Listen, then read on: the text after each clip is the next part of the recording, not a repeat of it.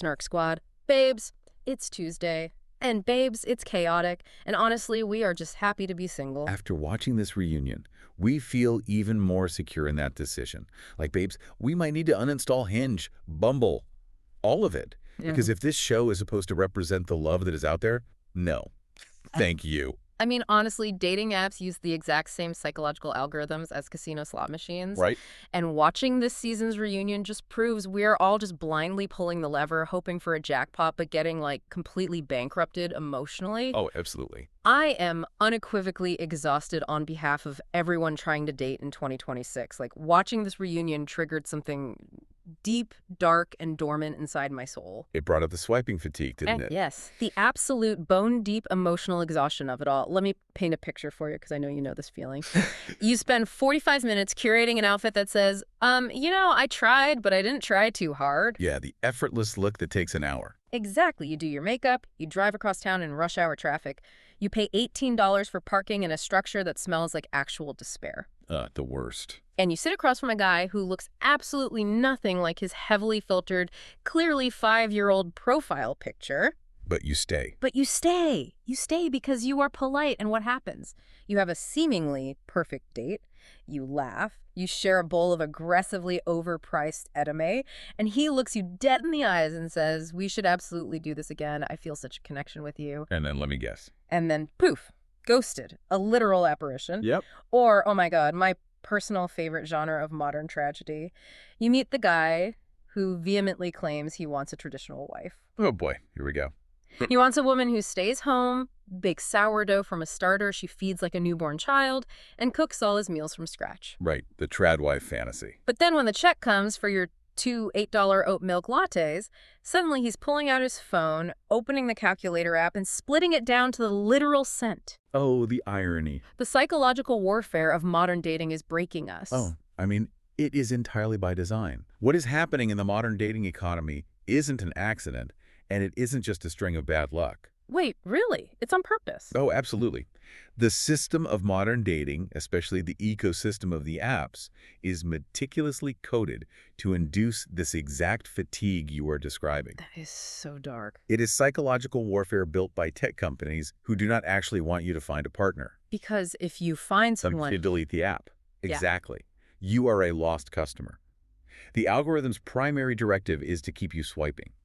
It utilizes something called a variable ratio reinforcement schedule. Okay, wait. What is that? I need to understand why my brain keeps returning to the scene of the crime. Variable ratio reinforcement is the exact same psychological mechanism used in slot machines in Las Vegas. Oh my God. Back in the mid-20th century, a psychologist named B.F. Skinner did these famous experiments with pigeons and rats. If an animal presses a lever and gets a pellet of food every single time, they only prep it when they are hungry. Makes sense. But if you make the reward unpredictable, meaning they press the lever, and sometimes they get nothing, sometimes they get one pellet, and rarely they get a massive jackpot of pellets, the animal will press the lever obsessively, even until it collapses from exhaustion. Wait, so I'm the pigeon.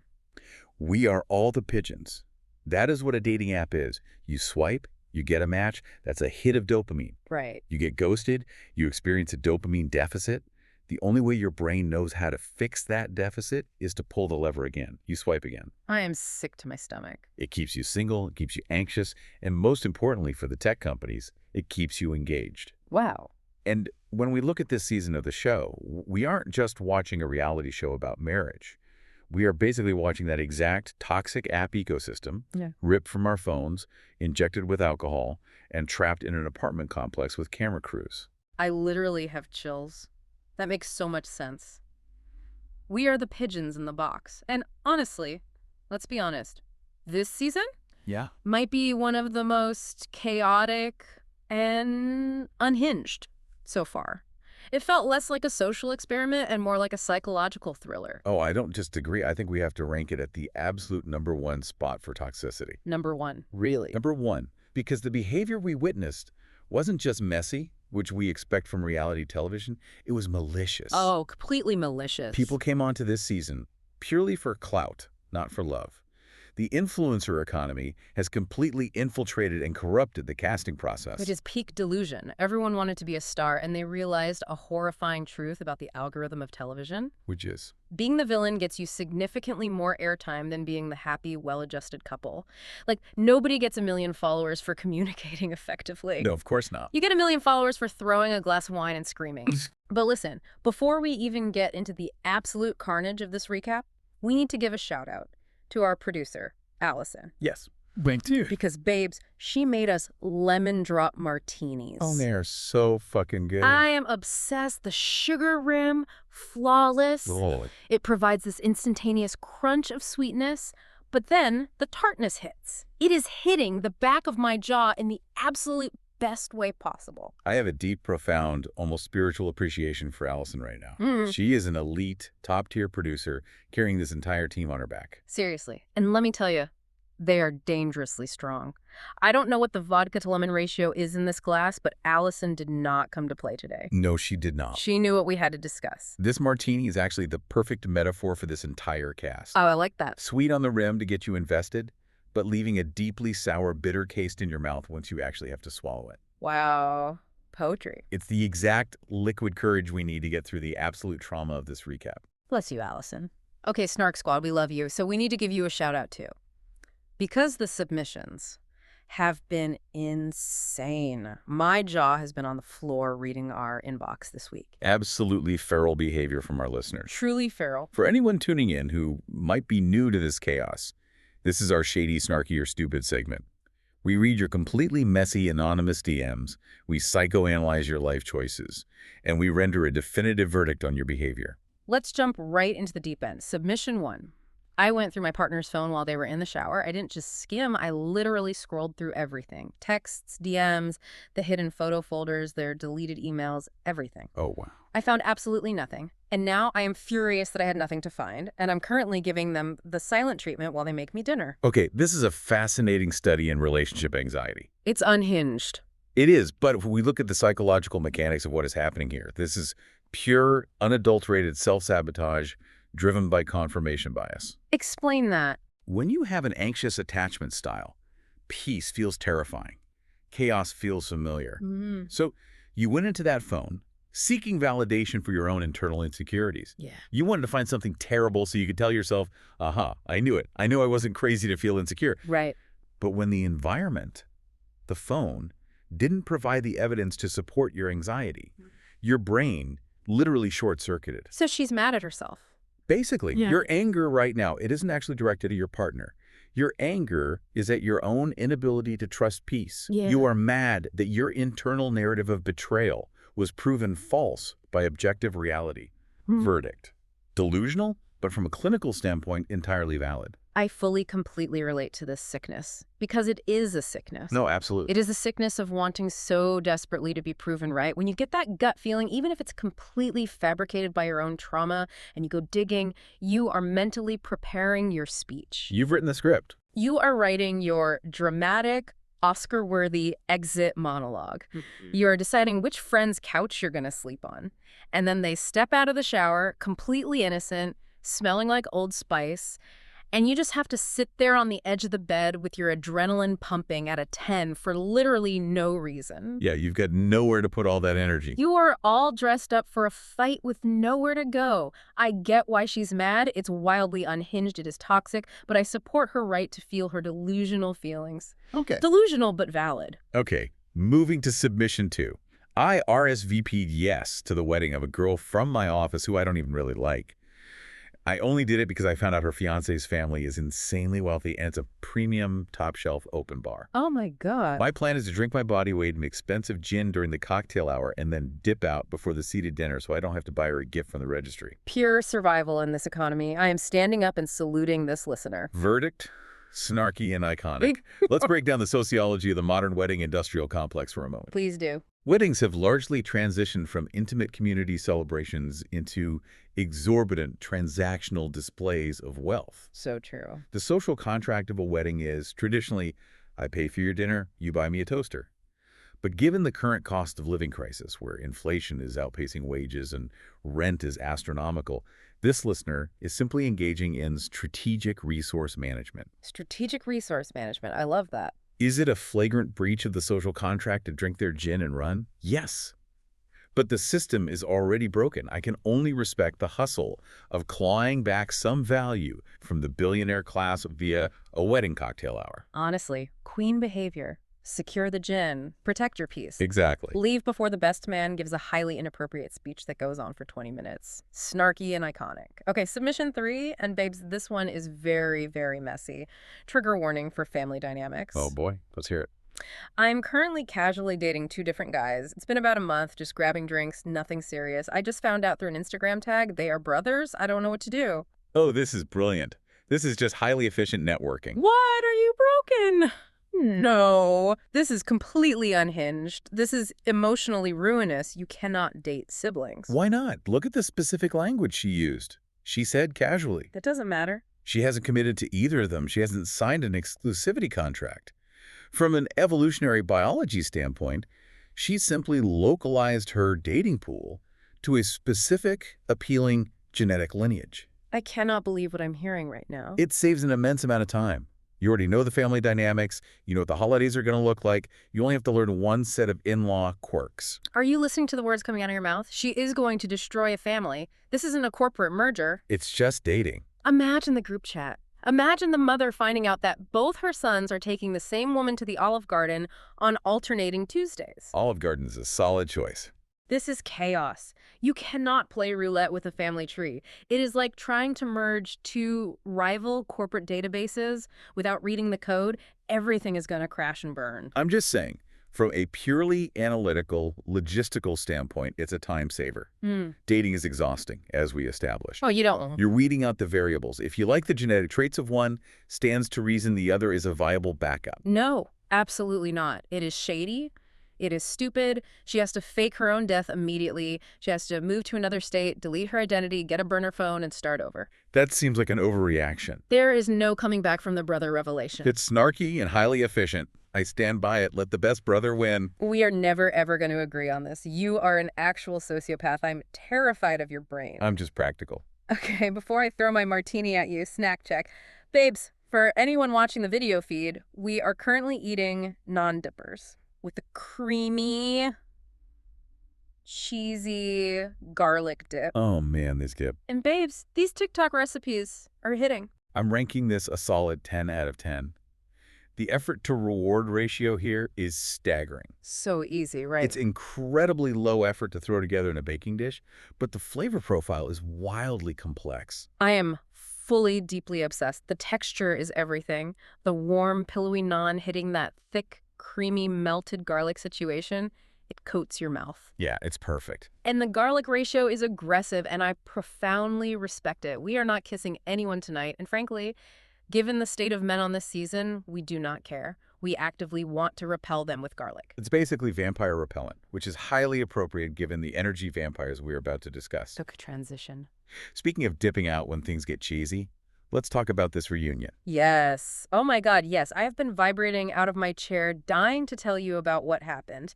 Let's get into the recap, because the chaotic energy in that studio room was palpable through the television screen. It really was. It was thick. You could cut the tension with a knife. Before a single couple even sat on the couch, you could look at expert John Aiken's face, and he already looked profoundly disappointed.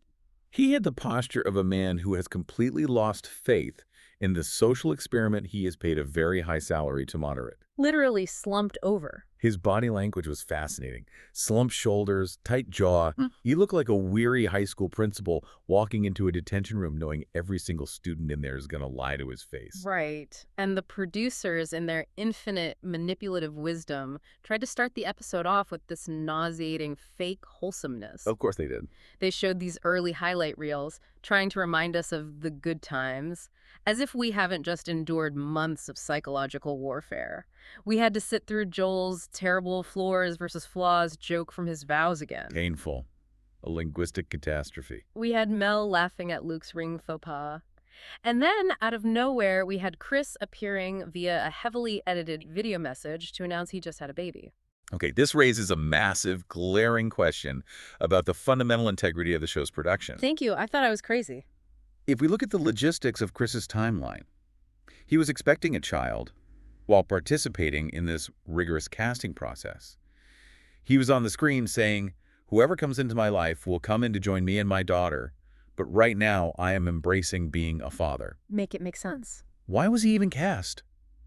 The vetting process failed spectacularly here. Was this a producer oversight, an HR failure, or were they just deliberately casting for clout, knowing the timeline didn't make any logical sense for a man actively seeking a brand new, legally binding marriage to a stranger? It has to be clout chasing. It has to be. You do not sign up to marry a stranger on a high-stress reality television show when you have a pregnant ex-partner at home and you are expecting a newborn. It's logistically impossible. You are supposed to be building a foundation with a new wife, not setting up a crib between filming confessionals. But whatever, he and Sam seemed happy in their little video, so good for them. They escaped the carnage. Let's move to the real meat of the couch. We need to talk about Rachel and Steven. Okay, let's unpack this.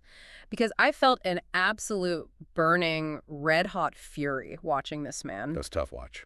The sheer fury of watching Steven hold Rachel hostage in a dead, decaying relationship for months. What's fascinating here is analyzing his specific chosen defense mechanism. We talk a lot about toxic men being aggressive, but Steven represents a much more insidious archetype, the covert avoider. The worst kind. He actually sat there on national television and told her, with a straight face, "I can't give you what you want right now. You have to wait until next winter." Winter. He told a woman he married to wait until winter because his job as a barber is busy. Who puts their romantic life on a seasonal rotation? What is he, a bear going into hibernation? Apparently. Sorry, babe, I can only give you emotional intimacy and basic respect from November to February. Check back when the leaves fall. It's deeply absurd, but it's a calculated absurdity. If we connect this to the bigger picture of relationship dynamics, I compare Steven's communication style to an automated customer service bot. Oh, that's so accurate. You know exactly what I mean. You call your internet provider because your service is down. The bot doesn't yell at you. The bot is very polite, but it just talks in circles.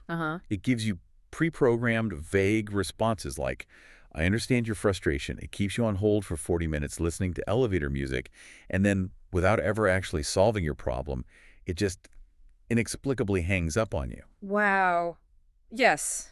That is Steven. He gave Rachel zero tangible answers. He just kept her in this endless holding pattern of false hope, weaponizing his own passivity so she would eventually get exhausted and be the one to leave, absolving him of the guilt of being the bad guy. Yes, weaponized passivity. That is exactly what it is. And Rachel was sitting there on the couch looking so defeated, saying he refuses to change. His whole life is about what Steve wants. I told him I wanted to be a priority, and he didn't want to make me one. It was heartbreaking. And John Aiken finally steps up. Thank God for John in this moment. He leans forward and says, "You need some home truth, Steve-O. You're telling her all the things that will give her hope, and you were doing absolutely nothing about it." The experts finally, after weeks of letting him slide, held his feet to the fire. They did. They cornered him. The customer service script ran out of options. Mel Schilling looked at him and asked him point blank, the simplest question in the world: "Do you want to be with her or not?" And he just sat there. And Steven sat there in silence. It was a suffocating silence. It felt like an eternity. He was trapped. The bot broke down. He realized he could no longer perform the role of the confused but well-meaning guy. And then finally, he delivers the final lethal blow. "Let's put a bullet in it."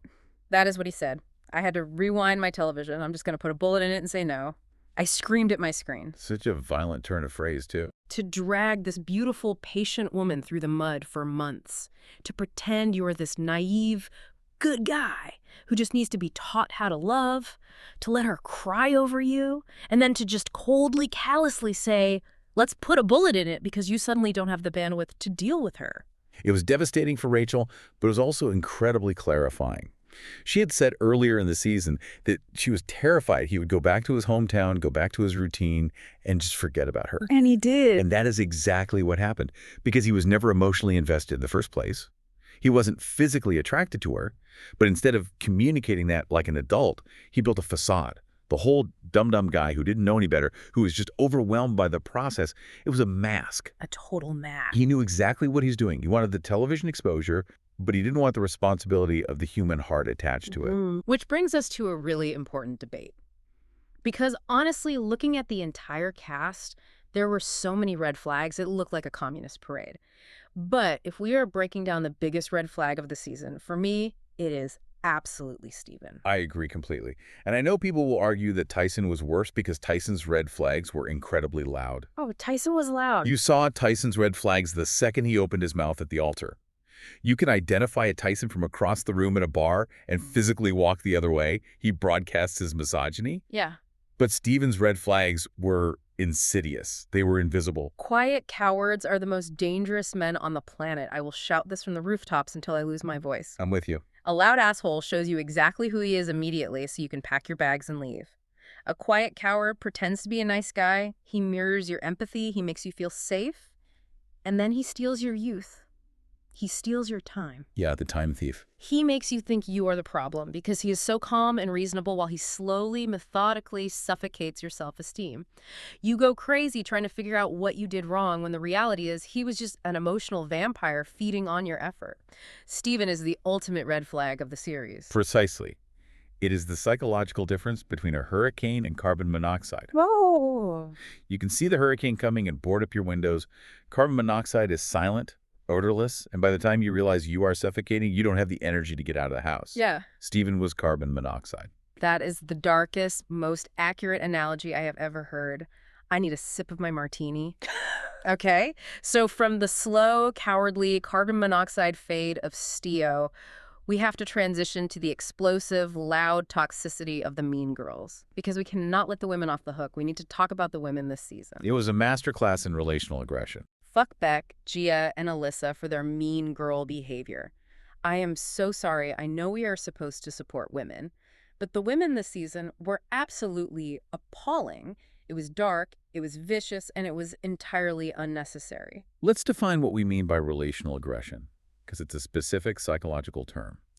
Unlike overt physical aggression, like punching someone in the face, relational aggression is the use of social manipulation to harm someone's reputation, social standing, or self-esteem. Right. It involves gossiping, exclusion, spreading rumors, and creating secret alliances. Studies, like those by developmental psychologist Nikki Crick, show that girls are heavily socialized from a very young age to use these covert tactics rather than overt confrontation. Because we aren't allowed to just punch each other. Exactly. And when you analyze why it escalated to such an extreme on this show, it comes back to the ecosystem we discussed earlier. These participants realize very quickly that drama equals screen time, and screen time equals lucrative influencer deals for flat tummy tea and teeth whitening kits. It's all about the followers. They weren't there to build sisterhood. They were building their personal brands through the intentional destruction of each other. The footage block they showed to expose them was insane. The producers brought all the receipts, the secret WhatsApp group chats where they were tearing down the other bride's looks. Oh, yeah. Juliet dropping the C-bomb with venom. Yeah. Beck actively, aggressively trying to steal Alyssa's self-proclaimed title of the Queen of Adelaide. It was just a constant, vicious tearing down of one another. It was like watching Mean Girls, but with 30-somethings who have Botox and mortgages. And the most fascinating psychological pivot of the entire reunion happened right here with the paradox of Alyssa. Right. So we are watching this recap of terrible behavior. And suddenly, Alyssa is crying. She is sobbing on the couch, saying she was so bullied by the other women that she was shaking under the table at dinner parties, that she was struggling to even get out of bed in the morning because her mental health was so destroyed. And I'm sitting there on my couch, pausing the TV, thinking, wait a minute, Alyssa is playing the victim right now. Because if you look at the viewer response, if you go to the reality TV forums, they explicitly rank Alyssa among the worst participants of the season. She absolutely was. She was right up there with Gia, Juliet, and Beck in the trenches of the mean girl behavior. It's the absolute staggering hypocrisy of the reality TV ecosystem. People with narcissistic traits have a remarkable ability to completely erase their own bad behavior from their narrative. It's wild to watch. They play the terrified victim when the heat is on them, when the producers are grilling them on the couch, but they were actively destroying other women when they thought the cameras weren't catching the full context of their whispers. It's Darvia. Deny, attack, and reverse victim and offender. Darvia, yes. Yeah. And speaking of hypocrisy and reversing the narrative, let's talk about Gia on the couch. Gia and Scott. This was another couple where the experts played the low-light reel. They forced Gia to watch herself. That was hard to watch. They show the footage of Gia constantly threatening to leave Scott, constantly manipulating him, flirting with other men. And what does Gia do when confronted with her own horrific behavior? She turns on the waterworks. Oh, the fake crying. She starts fake crying, dabbing her perfectly dry eyes with a tissue, saying, I feel so embarrassed about my behavior. I really was in love with him. I deeply regret being cruel. I didn't buy a single tear. Mm. Her micro-expressions didn't match genuine grief or remorse, and neither did the internet buy it. Nope. Because here's the absolute undeniable receipt. While Gia was pretending to be deeply spiritually remorseful on that couch, she was simultaneously posting a video mocking Scott. I saw it. She literally posted a clip making fun of the way Scott speaks, mocking his elocution and his voice, while crying on television about how sorry she is for hurting him. The audacity, the sheer unmitigated gall. So what does this all mean? A core issue with Gia and Scott, if we really look at it, was obvious from day one. In fact, if we are talking about which couple was doomed from the absolute start, it was them. Without a doubt. They matched each other's freaks sexually, but they had absolutely nothing else in common. There was zero emotional connection, zero intellectual compatibility. Let's look at the mechanics of how this match was made, because it exposes the incredibly cynical side of reality TV production. Okay. The experts matched two people, seemingly based entirely on a single, highly volatile data point. They both explicitly stated in their interviews that they had a very high sex drive. I have to sarcastically applaud the producers here, because they stood up there in their nice suits and pretended this was some sort of rigorous psychological science experiment. Right. In reality, they took two intensely hormonal, fundamentally emotionally unavailable people, locked them in an apartment together, and just waited with the cameras rolling for the inevitable explosion. Boom. When you build a foundation entirely on dopamine and norepinephrine, the neurochemicals of lust, it burns hot and it burns out fast. You need oxytocin and vasopressin to build long-term attachment, and they had none of it. It's so true. They built a match on pure lust and called it a foundation for marriage. You cannot build a life together just because you match each other's freak in the bedroom. Eventually, you have to leave the bedroom. Usually, yes. You have to talk to each other. You have to resolve conflict. You have to decide what to have for dinner. And the moment the physical novelty wore off, the moment actual intimacy was required, Gia was out the door looking for the next hit of external validation. Exactly. She was flirting with Chris at a pub in Melbourne while actively lying to Scott about being home with her child. She told another guy at the alternate couples mixer that she'd be completely done with Scott in 10 days and that the new guy could find her on Mars. The disrespect was profound. She used threats of leaving as a weapon. Every time things got hard, every time Scott asked for basic respect, her immediate response was, I'm leaving the experiment. So here's my question for you. Is an apology even valid? Does it hold any moral weight whatsoever if it only comes after a highly edited montage of your worst moments is played back to you in 4K resolution in front of a live studio audience and 3 judgmental therapists? Absolutely not. It's not an apology. It's a crisis management strategy. It is PR damage control. Thank you. Gia saw her personal brand tanking in real time. She sat on that couch. She realized Scott was getting the highly coveted sympathetic edit because he was visibly crying and broken, and she immediately pivoted to tears to try and salvage her own reputation. It was so calculated. She knows she cannot easily go back to her normal healthcare job after acting like a complete villain on national television. She is gunning for that lucrative influencer career, she wants the brand deals, and she recognized that she desperately needed a redemption arc to secure them. Her tears were purely economic. Well, she didn't get a redemption arc from me. I see right through her. Okay, let's pivot away from the mean girls and get to the men behaving badly. Because Tyson and Danny, Lord have mercy, my blood pressure is spiking just saying their names. Let's tackle Tyson first. We need to talk about Tyson's 1920s time machine. He essentially stepped out of an H.G. Wells novel, or perhaps more accurately, a Dickensian nightmare. Yeah.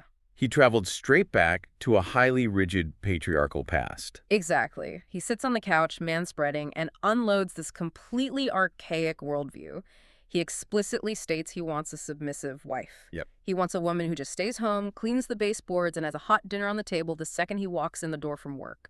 He proudly admitted, without a hint of irony, that he broke up with an ex-girlfriend specifically over her body count. Now, looking at this objectively, we have to acknowledge that Tyson is expressing self-proclaimed traditional and conservative views. Yeah. There was a very interesting sociological theory floating around the live discussion forums, pointing out that Tyson's father behaved the exact same way at the wedding. He spoke over women, he commanded the room with aggression. This suggests we are witnessing deeply ingrained generational conditioning. Okay, that makes sense. Albert Bandura's social learning theory tells us that people learn behavior by observing and imitating the adults around them during childhood. Tyson isn't just acting this way in a vacuum. He is performing the version of masculinity that was modeled for him.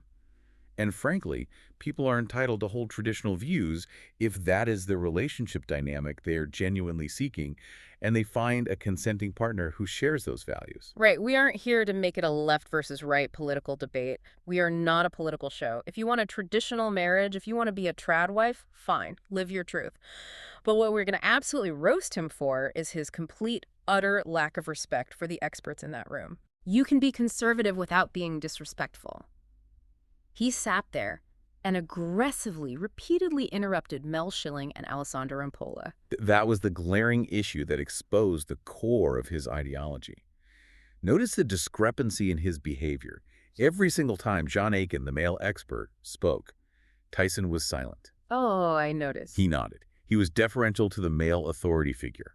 But the exact moment Mel or Alessandra tried to speak, tried to offer a professional psychological assessment, he talked right over them. He raised his voice. He physically leaned in to intimidate them. It was glaringly obvious that he does not respect the intellectual authority of women.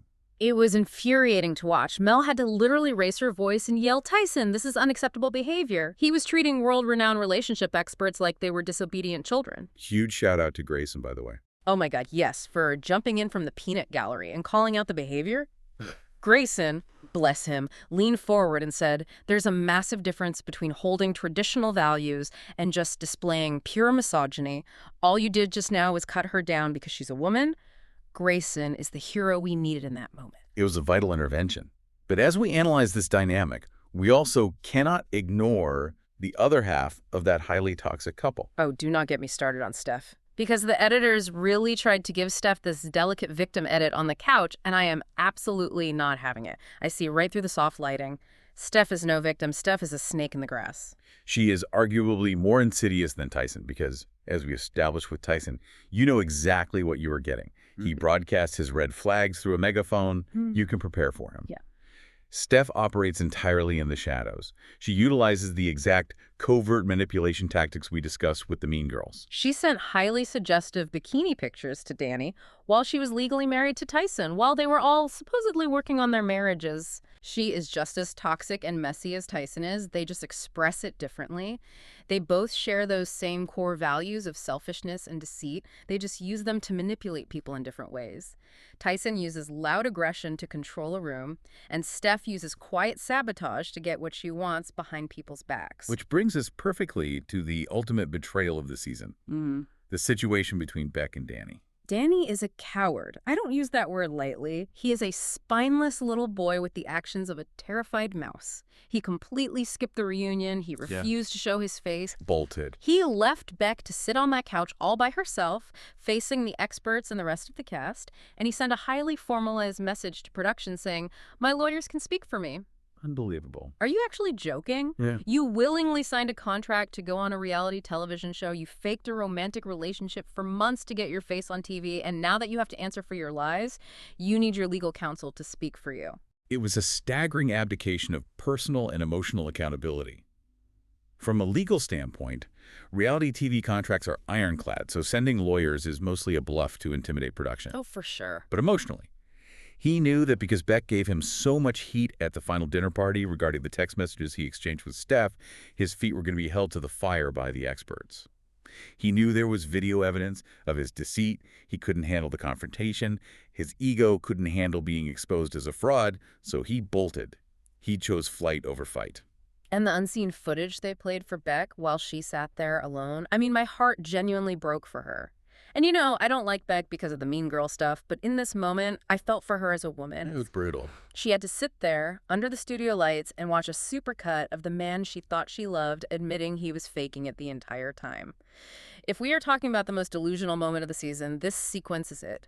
It was a masterpiece of tragic editing. If we analytically break down the editing of that specific sequence, It is a masterclass in exposing the duality of reality TV. The cognitive dissonance was striking. It was. Let's relive it. Because I was emotionally reacting with full-body secondhand embarrassment. I literally had to watch them fingers. Beck is sitting there on the couch, proudly declaring to the experts with her chest puffed out, "We are stronger than ever. We are the strongest couple here. We have overcome so much to be together." She was beaming. She truly believes she has won the show. She thinks she has secured the fairy tale ending. And the editors, with absolute ruthlessness, cut directly from Beck's proud, delusionally confident, beaming face straight to the unseen footage of Danny standing in an alleyway smoking a cigarette with a producer. Oh, God. And Danny is looking into the camera saying, "I can't walk down the street without women throwing themselves at me. A month of Sundays, I wouldn't fall in love with her."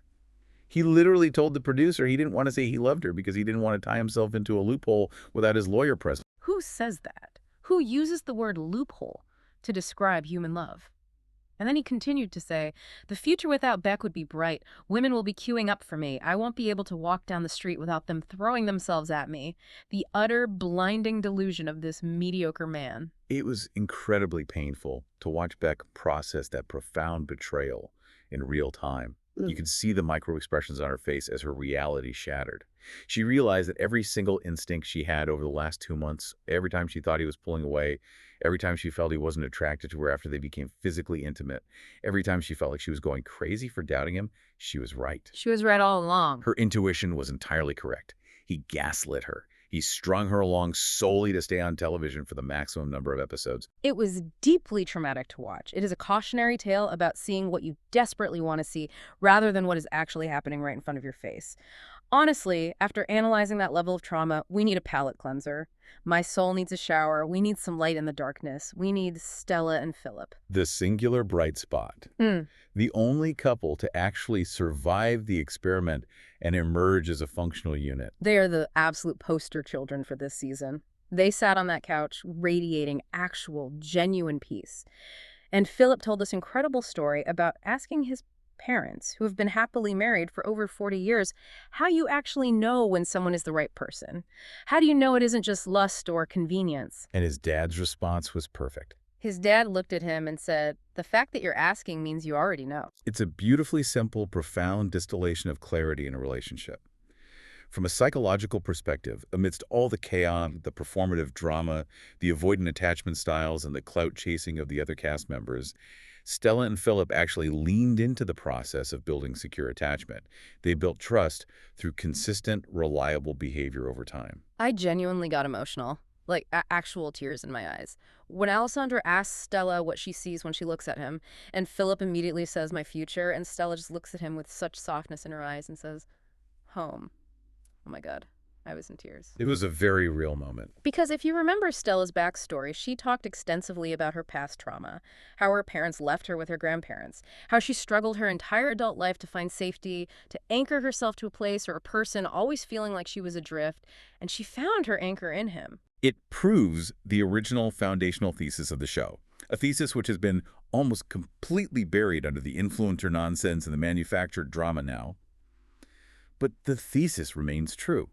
If two people are genuinely, authentically committed to vulnerability, to taking down their defensive walls and doing the difficult work of a partnership, it can actually succeed. Speaking of the heart of the show, before we wrap up, we absolutely have to take a respectful, heartfelt moment to talk about the tribute to expert Mel Schilling at the very end of the broadcast. It was an incredibly moving, dignified piece of television. It really was. The editors put together this beautiful, sweeping montage of her best moments over the entire decade she's been doing this show.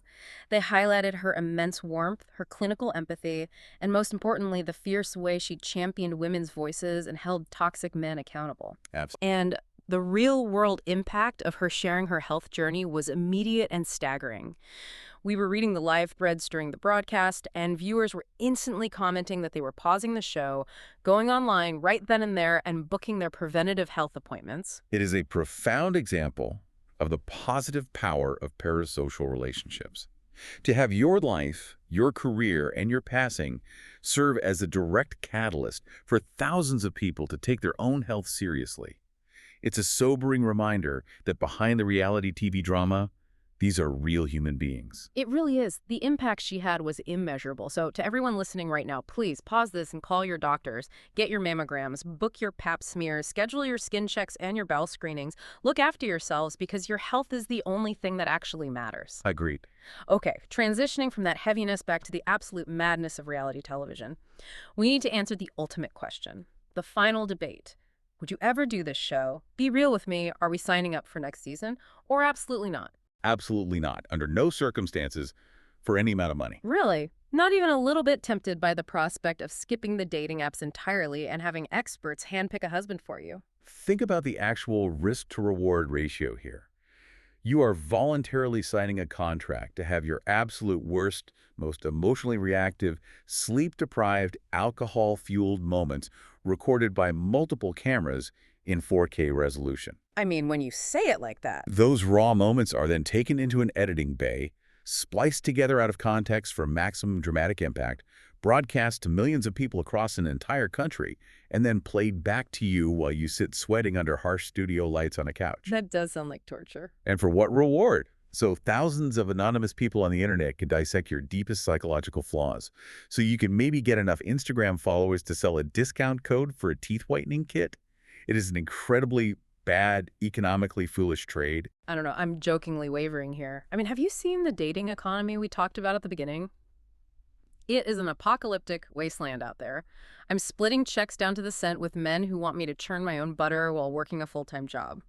That is true. If a casting producer looked me dead in the eye and signed a blood oath to find me a Filip to my Stella, a man who would hold my hand, look at me, and say I am his home, I might risk the public humiliation. I might sign the contract. I need you to step back and return to reality. They wouldn't give you Filip. Why not? The algorithm of reality television production demands high-stakes conflict to maintain viewer retention.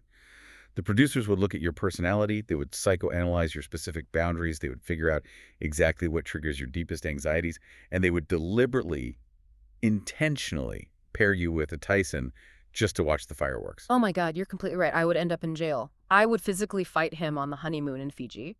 I would be throwing a decorative vase at his head by day 3. Exactly. You would be the villain of the season. You stay safe on the couch with your martinis. You're right. The single life piece remains undefeated.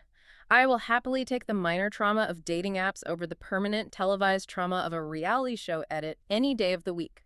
At least when I get ghosted after a plate of edamame, there isn't a dramatic, booming musical sting and a cut to a commercial break. And at least in the safety of our own homes, we have Allison's elite martinis to numb the pain. The martini bliss has fully, completely set in. My jaw is relaxed, and the garlic dip snack obsession is deeply real.